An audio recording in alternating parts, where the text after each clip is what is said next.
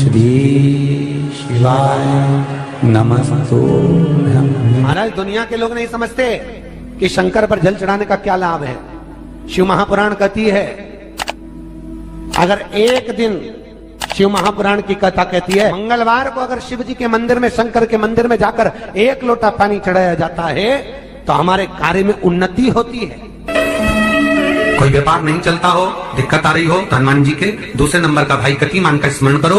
हनुमान जी के उल्टे पांव का सिंदूर लाकर गतिमान का नाम लेकर स्वस्तिक बना दिया जाए व्यापार वाली जगह पर, तो व्यापार अच्छा चलने लगता है महाराज। कोई व्यक्ति पैसा खा गया, नहीं दे रहा, बहुत परेशान हो गए, मांग मांग कर दे गए, नहीं दे रहा, हाथ जोड़ लिए, पांव जोड़ लिए, सब कुछ कर लिया, नहीं दे रहा, तो हनुमान जी के तीसरे नंबर का भाई रतिमान, रतिमान, गतिमान रतिमान, रतिमान का नाम लीजिए। पीपल के पत्ते पर लाल सिंदूर से जो व्यक्ति पैसा लेकर गया उसका नाम लेकर बहते हुए पानी में अपनी कामना कर रतिमान का नाम लेकर छोड़ दीजिए। 15 दिन में रतिमान ऐसी उतावली मचाता है कि उसको हाथ जोड़कर वो खुद फोन लगाकर बोलता है, भैया तेरा मैं पैसा लौटा दूंगा। रतिमान का स्मरण किया जाता है। रतिमान, ध्यान दीजिएगा, हनुमान का एक स्मरण, पंचमुखी हनुमान का एक भाव। महाराज जैसे बहुत ज्यादा तकलीफ अगर व्यक्ति को हो गई है, बहुत कष्टमय जीवन चल रहा है, हार गए हर जगह से और तकलीफमय जीवन चल रहा है, तो पंचमुखी हनुमान का एक शिव महापुराण का और स्कंद पुराण का एक बड़ा सुंदर मंत्र है। उस मंत्र को आप सब एक बार हमारे साथ में बोलें। ओम नमो हनुमते रुद्र अवताराय सर्व शत्रु संहारणाय सर्व रोग हराय सर्व वशीकरणाय रामदूताय स्वाहा। बस इस मंत्र को हाथ में काली तिल लेकर, एक जौ लेकर और गूगल लेकर, थोड़ा सा उसमें गाय का घी डालकर, कंडे को या अग्नि को जलाकर इस मंत्र का 11 बार 21 बार जाप कर कर अपनी कामना कर कर छोड़ दीजिए। कैसा भी रोग हो, बीमारी हो, कष्ट हो, दुख हो, तकलीफ हो, 21 दिन के अंदर वो आनंद आना प्रारंभ कर देता है। इस मंत्र, स्कंद पुराण का, शिव महापुराण का ये मंत्र मूल पंचमुखी हनुमान सुख दे। और एक और चीज याद रखिए महाराज,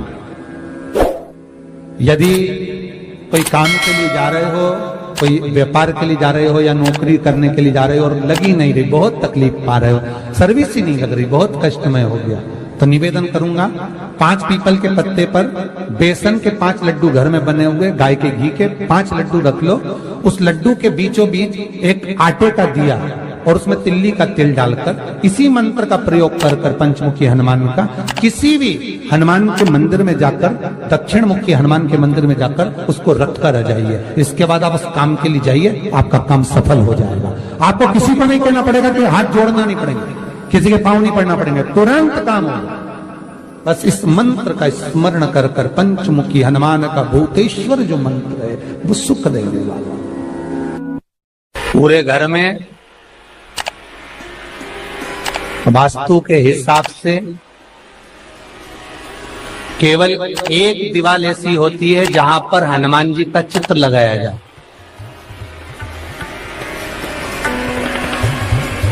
चाहे तुम पर्वत उठाने वाला चित्र लगाओ हनुमान जी का, चाहे बैठे हुए लगाओ, चाहे रामायण पढ़ने वाला लगाओ, चाहे लंका दहन करने वाला लगाओ, चाहे राम नाम जपने वाला लगाओ, चाहे लक्ष्मण को संजीवनी देने वाला लगाओ, चाहे मौन मुद्रा में लगा दो, चाहे स्तुति में लगा दो, चाहे भजन में लगा दो। हनुमान जी का कोई भी चित्र लगता है तो ना पूरब में लगेगा, ना पश्चिम में लगेगा, ना दक्षिण में लगेगा। हनुमान जी का अगर चित्र लगता है तो उत्तर की दीवार में दक्षिण को देखते हुए लगता है, केवल एक ही स्थान।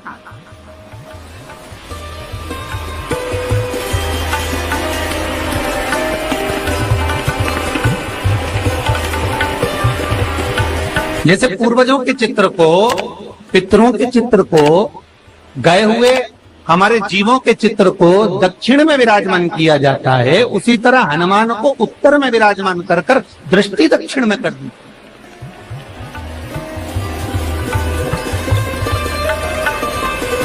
घर में हनुमान जी के जितने फोटो होते हैं उसको केवल दक्षिण दिशा में लगा, और उत्तर दिशा में लगा बिठाते थे, और दक्षिण की ओर उनकी दृष्टि होना चाहिए, दक्षिण की ओर उनका मुख होना चाहिए। क्यों?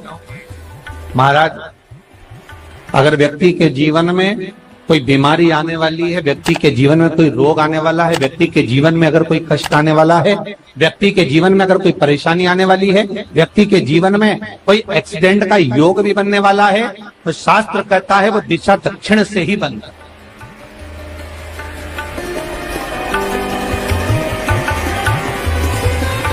ये दक्षिण जो दिशा है ये यम की दिशा। यहाँ संपूर्ण परिवार के साथ यमराज अपने आनंद में निवास करते। और जब हमारे घर में, हम ये नहीं करें कि आप हनुमान जी का फोटो लगाओ, हम ये भी नहीं करें, आपके घर में हो और आपने अगर विराजमान कर रखा है किसी दिशा में, तो हमारा तो निवेदन रहेगा, अभी तक आपने अगर जैसा रखा, पर एक बार दिशा बदल कर देखना कि रोग, बीमारी, कष्ट, दुख, तकलीफ में आपको लाभ मिला कि ना। हनुमान जी ने केवल दक्षिण दिशा की ओर अगर मुख कर हमने विराजमान कर दिया, फोटो ही विराजित किया। हम ये नहीं कहेंगे आपसे कि आप बाजार से फोटो खरीद के लाओ फिर लगाओ, नहीं, आपके घर में हो तो आप लगा दें, आपके घर में हो तो विराजमान।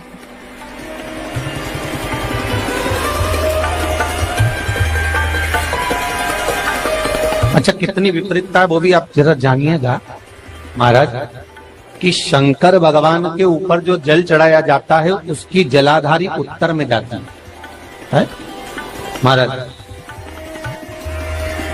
भगवान शिव का जो जल जा रहा है वो उत्तर की ओर जा, और हनुमान जी को उत्तर में विराजमान कर मुख दक्षिण की ओर कर।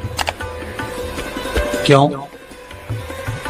प्रबल दिशाओं में उत्तर और दक्षिण महाराज, ये जो दो दिशाएं, इनको साधने के लिए कोई देवता आगे नहीं। अगर इन दिशाओं को कोई साधने वाला है तो केवल एक देवाधिदेव महादेव ही हो सकता, काल का हरण करने वाला वो महान काल ही हो सकता। शंकर का ही एक अवतार है हनुमान जी महाराज, रुद्र अवतार महाराज। हनुमान जी से कहा तुम दक्षिण की ओर दिशा पर संभालिए, शिव जी कहते हैं मेरा जल जब उत्तर की ओर जाएगा तो इस दिशा को मैं संभालू, चिंता ना करिए। जो स्मरण करने वाला होता है, भजन करने वाला होता है, कीर्तन करने वाला होता है, नाम जाप करने वाला होता है, उसका भी शास्त्र विधान कहता है, उसका भी व्याख्यान वर्णन करता है कि जैसे एक दिशा के रूप में हनुमान जी महाराज को विराजमान कर दक्षिण की दिशा पर हम विजय पर, अर्थात रोग पर, बीमारी पर, कष्ट पर, तकलीफ पर हम विजय प्राप्त कर सकते। ऐसा नहीं कि ऐसा कोई रोग नहीं जिसकी दवा नहीं है, पर जब तक भगवान की कृपा नहीं होगी तब तक कोई औषधि मिल सकती नहीं, कुछ प्राप्त नहीं हो सकता। जब भगवान करुणा करते हैं तो आप रूप कुछ ना कुछ सुख की अनुभूति हो जाती है, अपने आप सुख का भान हो जाता है। तो जैसे दक्षिण का जो स्वामी तत्व है, दक्षिण पर जो दृष्टि देने वाला श्री हनुमान जी महाराज है, इसलिए हनुमान जी को उत्तर की दीवार पर विराजमान कर उनका मुख दक्षिण की ओर रखा जाता है। वास्तु शास्त्र के हिसाब से, वास्तु नियमों के हिसाब से सारे फोटो कहीं पर भी लगा सकते हो, पर हनुमान जी का अगर फोटो तुम्हारे घर में है, हनुमान जी अगर तुम्हारे घर में विराजमान है, हनुमान जी का चित्र तुम्हारे घर में विराजमान है, तो उसका मुख दक्षिण का होगा, तो रोग, बीमारी, तकलीफ, कष्ट ये सब दूर हटते। कई लोग प्रश्न करते हैं, गुरुजी आप कहते हो कि हनुमान जी महाराज शंकर भगवान का एक अंश स्वरूप है, एक अंश स्वरूप। पूरी शिव महापुराण की कथा को उठाकर देखिए, स्कंद पुराण को, मत्स्य पुराण को, कूर्म पुराण को उठाकर देखिए। एक बाणासुर का चरित्र और एक श्री हनुमान जी महाराज का चरित्र बहुत सुंदर। शिव का एक अंश माता अंजना के तप साधना से शिव की प्रागट्यता और शंकर भगवान की प्रागट्यता से शंकर का स्वरूप प्रकट है। इसीलिए तो कहते हैं शंकर सुमन केसरी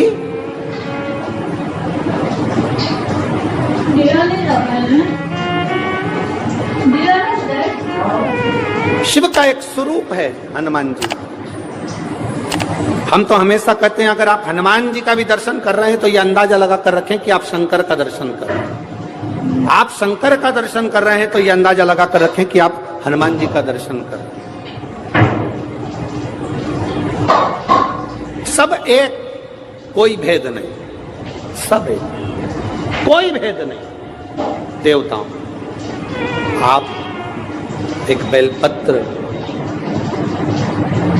जैसे आप एक बेलपत्र कि ये दो जो पत्तियां होती हैं, जरा ध्यान देंगे, ये दो जो पत्ती नीचे की रहती है बेलपत्र, आगे का भाग एक बेलपत्र और नीचे की जो ये दो पत्तियां होती हैं, इन दो पत्तियों के ऊपर एक एक शमी पत्र, ये दो जो पत्तियां हैं इन पत्तियों के ऊपर एक एक शमी पत्र और लाल चंदन ये रखकर कितना भी रोगीला व्यक्ति हो, रोग से ग्रसित व्यक्ति हो, जिंदगी में कितना ही दुख पड़ रहा हो, बेलपत्र की ये दोनों पत्ती जिसके ऊपर शमी पत्र रखकर, लाल चंदन रखकर श्री हनुमान जी महाराज और हनुमान जी महाराज के तीसरे नंबर के भाई श्री गतिमान जी। हनुमान जी कितने भाई हैं? 6। उसमें हनुमान, रतिमान, प्रतिमान, मतिमान, गतिमान, तो जो नीचे के क्रम में आते हैं श्री गतिमान जी, उन गतिमान जी और हनुमान जी का नाम लेकर जो शिवलिंग के ऊपर समर्पित कर देता है, रोग का निवारण होता ही है, रोग मुक्ति होती है। मंगल का प्रदोष निकाल कर रख लो कि मंगल का प्रदोष इस दिन पड़ रहा है, मंगल की त्रयोदशी तिथि पड़ रही है, प्रदोष व्रत मंगलवार का पड़ रहा है। और जिन लड़का लड़की को मंगल होते हैं, जिन कन्या और वर को मंगल होते हैं, केवल शंकर भगवान के मंदिर में जाकर चौमुखी दिया, 4 बत्ती का दिया आटे का, उसमें घी डालकर लड़की शंकर भगवान के मंदिर में मात्र 7 बार शंकर पे से उतार कर 3 बार स्वतः उतार कर शिव के मंदिर में रख देती है, उसका मंगल आड़े आता ही नहीं है, मंगल नहीं आता सामने। मंगल प्रदोष व्रत का इतना महत्व है महाराज। जब जिस महीने में जो प्रदोष पड़ा करे, जब प्रदोष पड़े, बन सके 1 बेलपत्र, बन सके 5 बेलपत्र, शमी पत्र, हरे मूंग, हरा मूंग, बेलपत्र, एक कलश के अंदर थोड़ा सा पानी लेकर 1 बेलपत्र, हरा मूंग, शमी पत्र डालकर और उसमें थोड़ा सा गुड़ डालकर भगवान शिव का स्मरण कर कर प्रदोष काल में, मान लो कोई काम आपका बहुत जरूरी है, बहुत दिनों से आप थक गए हैं, नहीं हो रहा, कर्जा बढ़ रहा है, धन नहीं आ रहा, व्यापार नहीं चढ़ रहा, या कोई समस्या बहुत प्रबल है, कोई एग्जाम में बैठ रहे हो नहीं हो रहा, परीक्षा भी दे दी है, रिजल्ट आने ही वाला है, तो भी प्रदोष काल में, प्रदोष के समय वो जल, मूंग, शमी पत्र और बेलपत्र और गुड़ का शंकर के शिवलिंग को समर्पित करना प्रारंभ कर दो। 2 या 3 प्रदोष करोगे, बाबा आपकी मनोकामना शीघ्र पूर्ण कर देगा। शंकर भगवान पर चढ़े हुए जल जब नीचे की ओर आता है, जिस जगह पर जल गिरता है उस जगह पर मात्र 1 दुर्वा प्रदोष के दिन अपनी कामना कर कर इस शरीर के सुख के लिए शंकर भगवान के जल गिरने वाले स्थान के पास में अवधूतेश्वर महादेव के नाम से रख दी जाती है, तो जिंदगी में कभी बड़ी बीमारी नहीं आती। उसी तरह जिससे रोग को समाप्त करने के लिए दुर्वा का प्रयोग किया जाता है। कभी ऐसा योग लगे आपके जीवन में कि आप जिस व्यापार को आपने करा उस व्यापार में आपको फल नहीं मिला,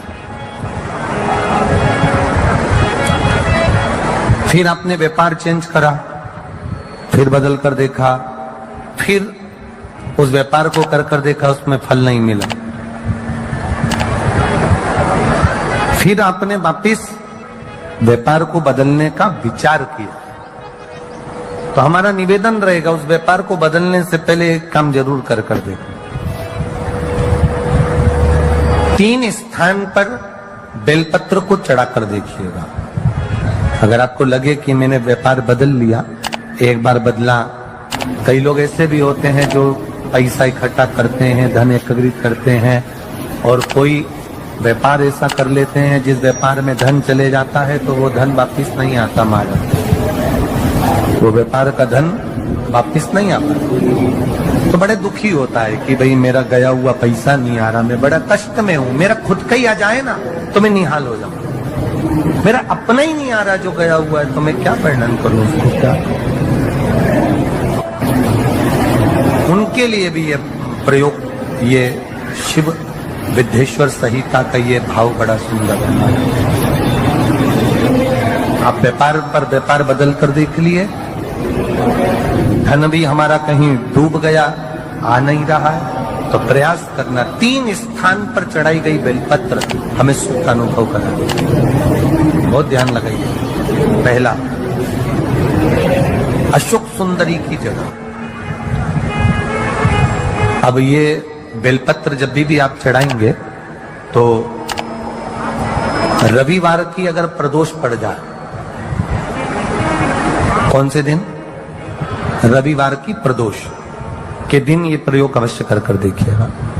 ज्यादा बार नहीं करना है, केवल एक ही बार करना, बाबा स्वयं कृपा करेगा। अपने मंदिर में अर्थात अपने घर के पास कोई मंदिर हो, शिवालय हो, देवालय हो, जहां शंकर भगवान विराजमान हो, शिवलिंग हो, ऐसी जगह पर अवश्य करें। हमें कहीं दूर जाकर ये प्रयोग नहीं करना है, अपने शिवालय, अपने जो घर के आसपास में शिवालय हो वह। एक बेलपत्र अशोक सुंदरी वाली जगह। अब उसको अशोक सुंदरी की जगह पर भी चढ़ाने का तरीका क्या है? जब हम बेलपत्र चढ़ाएंगे तो उस बेलपत्र को चढ़ाते समय आपकी जो बेलपत्र की डंडी है वो बेलपत्र, रविवार प्रदोष के दिन का ये उपाय है महाराज। ये बेलपत्र की जो डंडी है, इस डंडी का भाग शिवलिंग की ओर होना चाहिए। ये जो डंडी है इसका भाग अशोक सुंदरी पर जब चढ़ाएंगे तो शिवलिंग की ओर इसका भाग होगा महाराज। दूसरी, बेलपत्र को जब हम समर्पित करेंगे, जया, विषहरा, शामरीवारी, दौतली, देव, मान लो जलाधारी ऊपर नहीं है शंकर जी के, तो उसका स्मरण कर 5 कन्याओं का नाम लेकर जया, विषहरा, शामलीवारी, दौतली, देव, इनका स्मरण कर शंकर भगवान के शिवलिंग पर बेलपत्र रखेंगे। बेलपत्र कहां रखना है? आप अगर यहां बैठे हो तो आपके विपरीत में डंडी का मुख होना चाहिए। ये बेलपत्र की जो डंडी है